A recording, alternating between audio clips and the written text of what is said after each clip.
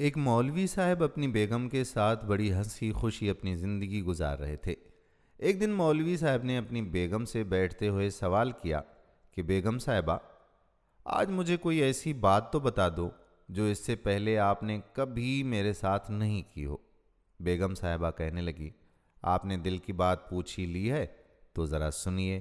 آپ سے شادی کرنے کے بعد میں اپنی زندگی کی تمام خواہشات کا گلا گھونٹ چکی ہوں۔ جب میں شادی کر کے آپ کے گھر آئی تھی نا، تو بہت ساری امیدیں تھیں جو گزرتے سالوں کے ساتھ ساتھ دم ہی توڑ گئیں۔ اچھے گھر اور اچھے لباس کی خواہش بھلا کس کو نہیں ہوتی، پر کرائے کے گھر میں میری زندگی کٹ گئی اور لباس کے نام پر خیرات کے کپڑوں میں ہی اپنا تن ڈھانپا۔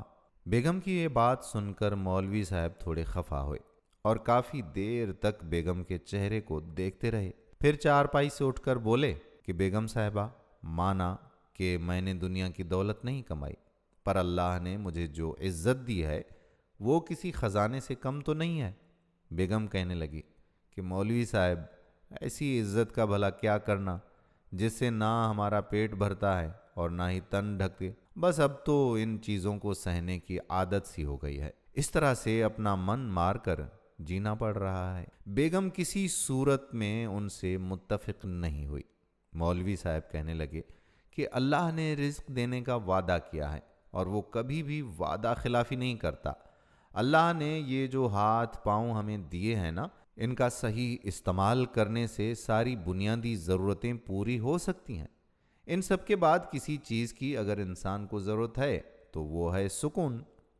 اطمینان اور سکون اگر ہے تو صرف اور صرف اللہ رب العزت کی عبادت میں ہی ہے۔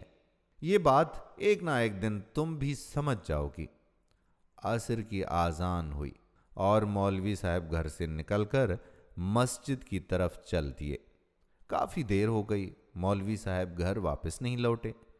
بیگم بہت پریشان ہوئی کہ اس سے پہلے تو ایسا نہیں ہوا کہ وہ عشاء تک بھی گھر نہ آئیں۔ محلے کے بچوں سے پوچھا، کہیں سے بھی مولوی صاحب کا کچھ پتہ ہی نہ چلا۔ آدھی رات قریب مولوی صاحب کی لاش کو ان کے گھر پہنچا دیا گیا۔ پتہ چلا کہ وہ مسجد جاتے وقت سڑک پر جا رہا تھا تو کسی گاڑی نے انہیں ٹکر مار دی۔ چند اجنبی لوگوں نے مل کر انہیں ہسپتال پہنچایا اور وہ بچ نہ سکے۔ مولوی صاحب کی بیگم بیوہ ہوئی تو ان کے کئی ایسے جاننے والے نکل آئے جن کے پاس بے حساب دولت تھی، کیونکہ مولوی صاحب کے کردار اور ان کی صداقت کا پہلے ہی بول بالا ہوا کرتا تھا، اس لیے اس بیوہ پر سب کو بڑا رحم آیا۔ دیکھتے ہی دیکھتے مولوی صاحب کی بیوہ کرائے کے مکان سے نکل کر اپنے ذاتی مکان کی مالکن بن گئی۔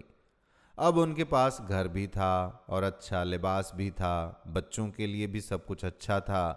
زندگی چند ہی دنوں میں بڑی سکون میں ہو گئی، پر ایسا سکون تھا کہ 5 وقت کی نماز اب بھولنے لگیں۔ مال و دولت کی خوشی تو تھی، لیکن دل کا اطمینان دور دور تک میسر نہیں تھا۔ دوستو، کہتے ہیں کہ جہاں عبادت کم پڑ جائے، نحوست اس کی جگہ لے لیتی ہے اور اس کا اثر زندگی پر نمایاں ہو جاتا ہے۔ ایک عرصہ بیت گیا تو مولوی صاحب کی بیوی کو مولوی صاحب کی کہی ہوئی باتیں یاد آئیں کہ اطمینان اگر دولت میں ہوتا تو سکون کبھی سجدوں میں میسر نہ آتا۔ دوستو، اپنے دلی اطمینان اور سکون کے لیے نماز کی پابندی کرنی چاہیے اور نماز کی طرف راغب ہونا چاہیے، اور جو کچھ اللہ رب العزت نے ہمیں عطا کیا ہے اس پر اللہ رب العزت کا شکر ادا کرنا چاہیے اور زندگی اطمینان اور سکون کے ساتھ گزارنی چاہیے۔